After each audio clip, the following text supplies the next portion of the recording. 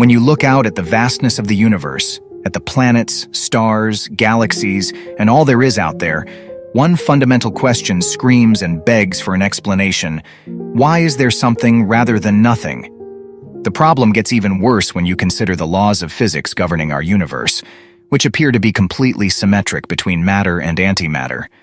Yet, as we look at what's out there, we find that all the stars and galaxies we see are made mostly of matter, with scarcely any antimatter at all. Clearly, we exist, as do the stars and galaxies we see. So, what intricate forces led to the asymmetry that birthed the world as we perceive it? What profound mechanisms unfolded to tip the balance and grant us this universe teeming with galaxies, stars, and the enigma of our own existence? And how did it happen? So, how was this unimaginably giant universe created?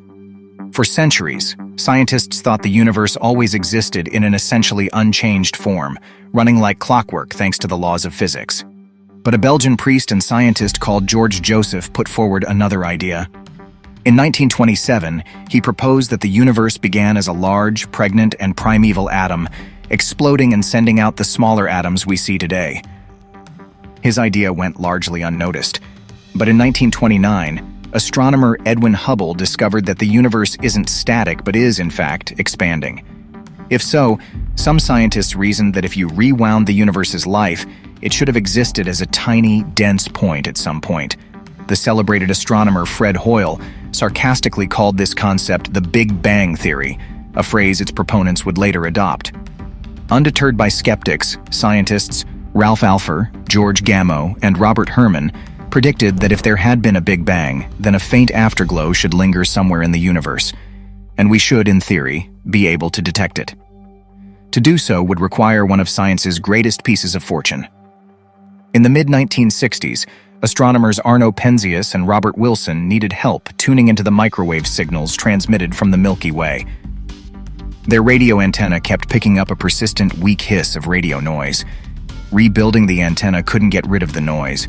That's because the hiss they tried so hard to remove was the echo of the Big Bang, or the cosmic microwave background radiation as it is known. If the Big Bang Theory is true, how did it lead to all the planets, stars, and galaxies we can see today? Thanks to a series of calculations, observations from telescopes on Earth and probes in space, our best explanation is this. Around 13.8 billion years ago, all the matter in the universe emerged from a single minute point, or singularity, in a violent burst. This expanded at an astonishingly high rate and temperature, doubling in size every 10 to minus 34 seconds, creating space as it rapidly inflated. Gravity and all the other forces were formed within a tiny fraction of a second. The energy changed into particles of matter and antimatter, which largely destroyed each other. But luckily for us, some matter survived. Protons and neutrons started to form within the first second. Within minutes, these protons and neutrons could fuse and form hydrogen and helium nuclei. After 300,000 years, nuclei could finally capture electrons to form atoms, filling the universe with clouds of hydrogen and helium gas. After around 380,000 years, it left behind a bath of photons, the cosmic microwave background that Penzias and Wilson accidentally detected. Within this were tiny ripples of matter that were stretched to enormous sizes during inflation, and in turn, these became the seeds for the galaxies and galactic clusters we see today. Today, when we look out at the universe, the full suite of observations we've collected, even with the known uncertainties taken into account, all point towards a remarkably consistent picture. Our universe is made of matter, obeys the same laws of physics everywhere and at all times. It's governed by general relativity, it's expanding and cooling and gravitating, and it's dominated by dark energy and dark matter, with normal matter, neutrinos, and radiation making up the rest. Today, it's full of galaxies, stars, planets, heavy elements, and intelligent and technologically advanced life in at least one location. These structures weren't always there, but instead arose as a result of cosmic evolution. In a remarkable scientific leap, 20th century scientists were able to reconstruct the timeline for how our universe went from a mostly uniform universe, devoid of complex structure and consisting exclusively of hydrogen and helium, to the structure-rich universe we observe today. If we start from today, we can step backwards in time and ask where any individual structure or component of that structure came from. For each answer we get, we can then ask, okay, but where did that come from? And how did that arise? Going back until we're forced to answer, we don't know, at least not yet. Then, at last, we can contemplate what we have and ask, how did that arise? And is there a way that it could have arisen from nothing? To begin with, the life we have today comes from tiny particles that make up everything around us. These particles are like building blocks, and they join together to make complex molecules, which are the ingredients for life. These building blocks are made of even smaller parts called atoms. The atoms are like the basic elements that make up everything in the universe. But these atoms didn't just appear when the universe began. They needed a long process to form. This process involves stars being born, living their lives, and then dying. When stars die, they create new materials through powerful reactions. These materials are then used to make new stars, and the cycle continues. This cycle is necessary for things like planets and complex chemistry to exist. For the universe to have stars and galaxies like we see today, a few important things had to happen. Gravity had to pull smaller groups of stars and galaxies together to form larger ones. This required having some mass to start with, which gathered more mass due to gravity. To prevent matter from being lost into space during star formation, something called dark matter had to be present in the early stages. The right balance of different types of matter and radiation was needed to create things like the glow left over from the Big Bang and the basic elements. To make galaxies and other structures, there needed to be slight variations in the density of matter, and these variations grew over time because of gravity. The initial imbalances in density, along with the creation of dark matter and normal matter, were essential to make everything we see. So, when we think about whether the universe could come from nothing, these are the important things that we don't fully understand yet.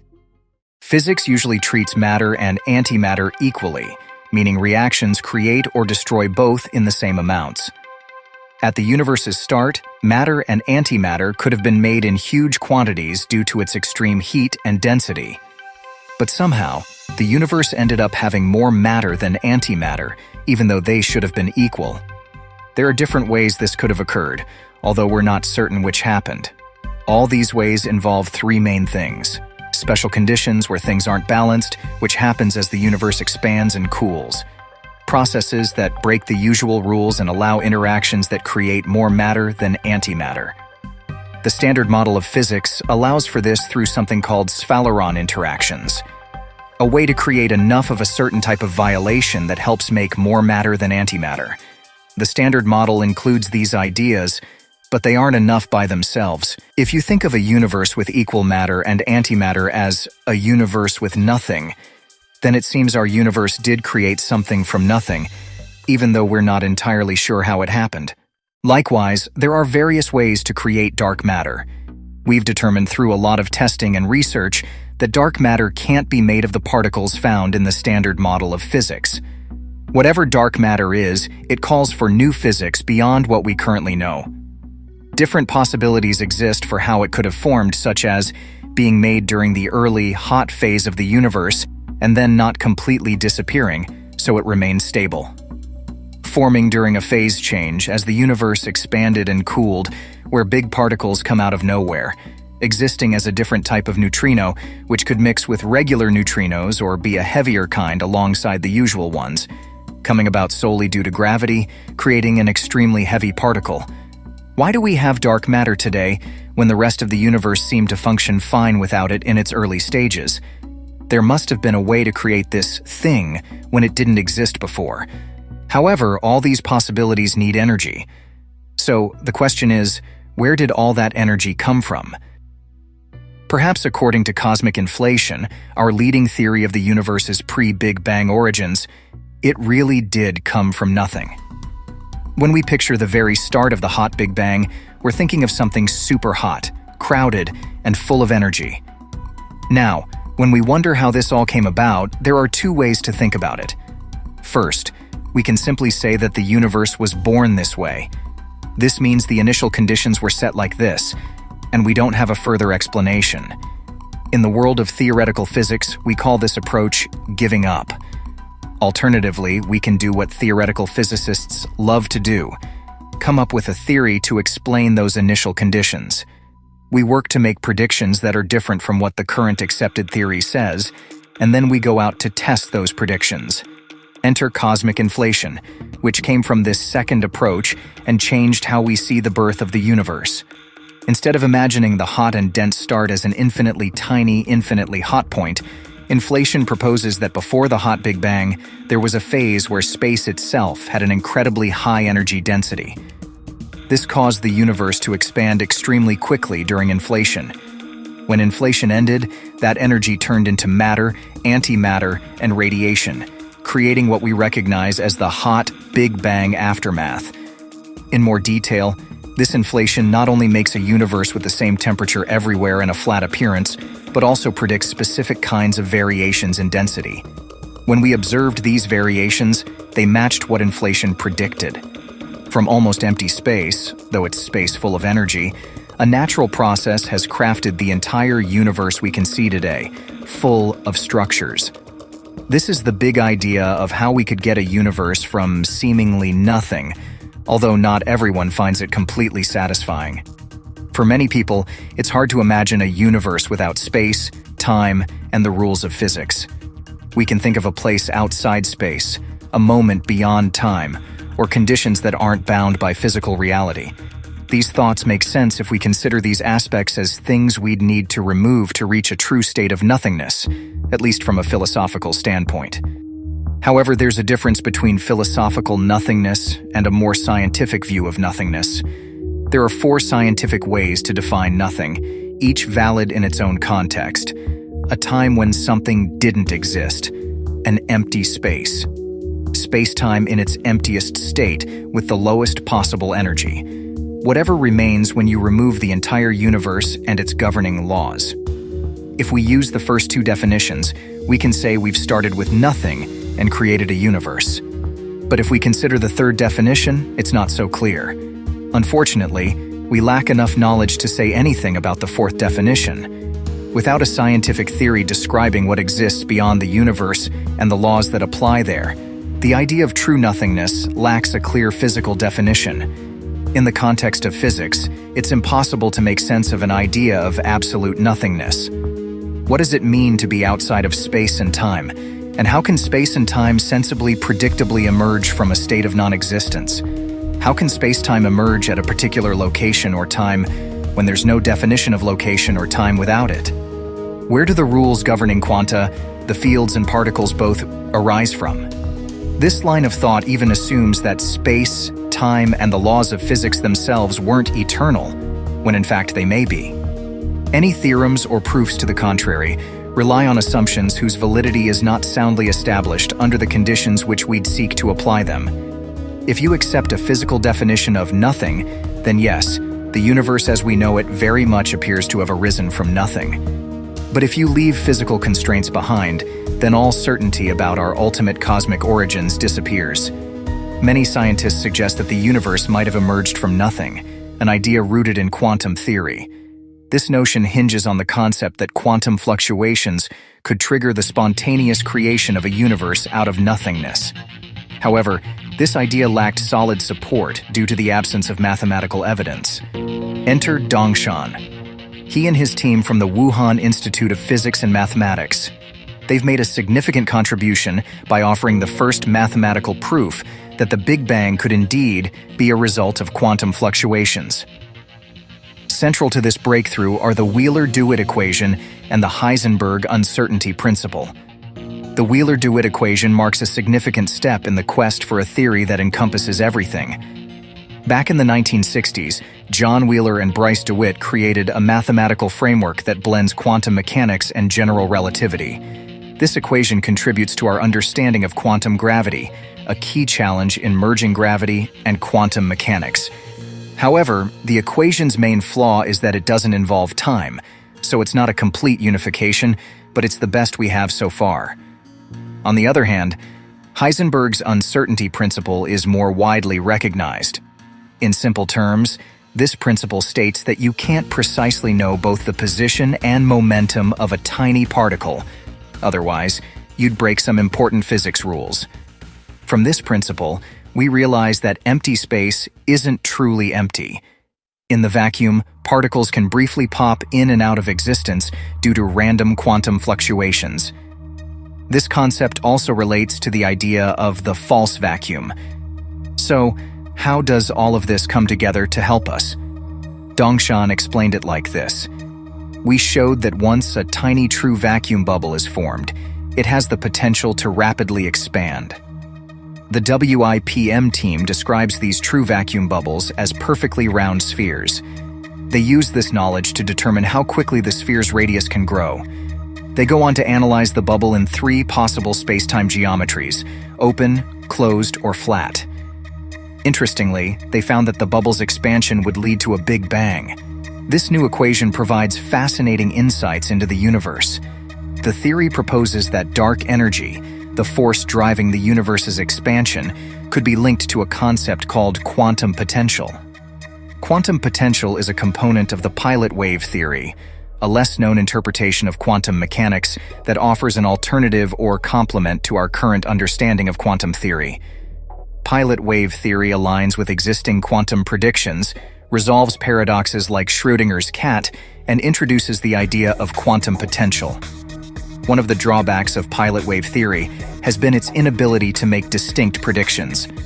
All its predictions are either identical to the widely accepted quantum theory or are not testable. That's where the new derivation from WIPM enters the picture.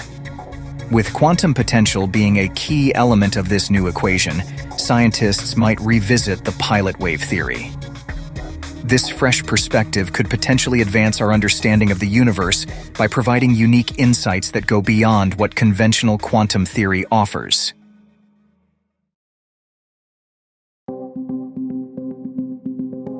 Imagine a scenario where our universe wasn't born from a traditional Big Bang, but from a colossal collision between 2 gigantic, unseen objects in a higher dimensional realm.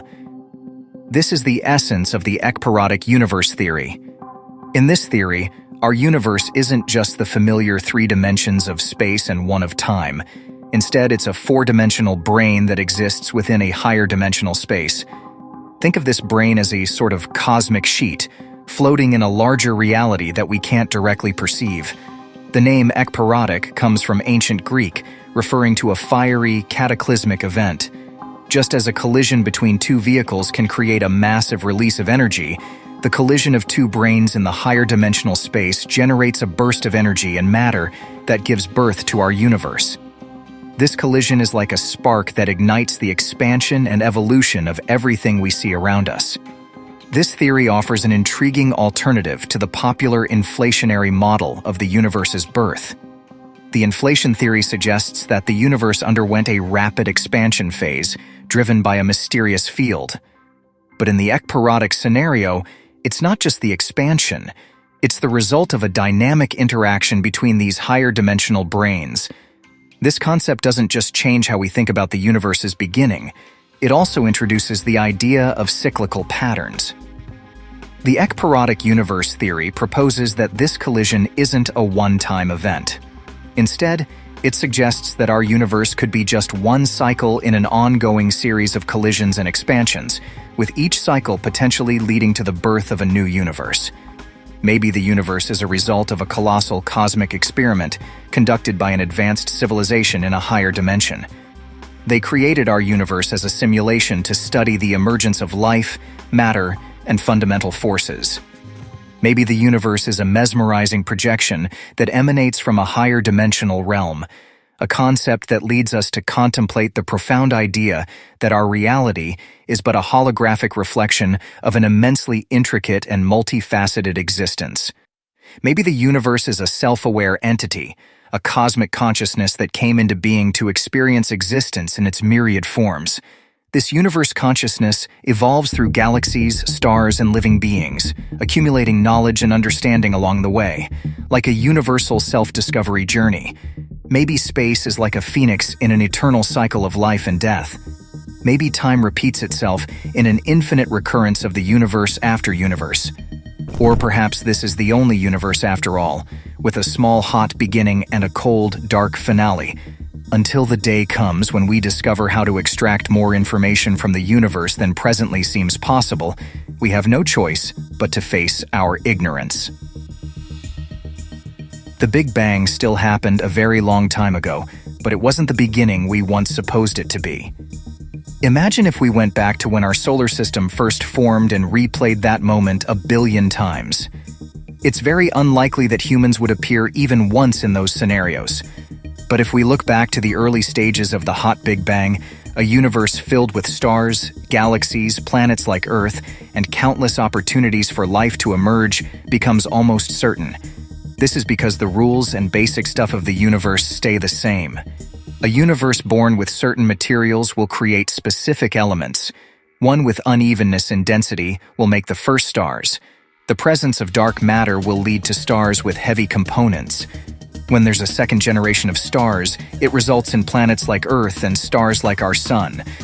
And when you have Earth-like planets, the possibility for life to thrive for a very long time appears. The rest might be influenced by randomness, but that's what allowed us to come into existence. It's now our responsibility to make the most of it. And that's it for the video. Thanks for watching, and make sure you also watch my video about cosmic inflation, and I'll see you there.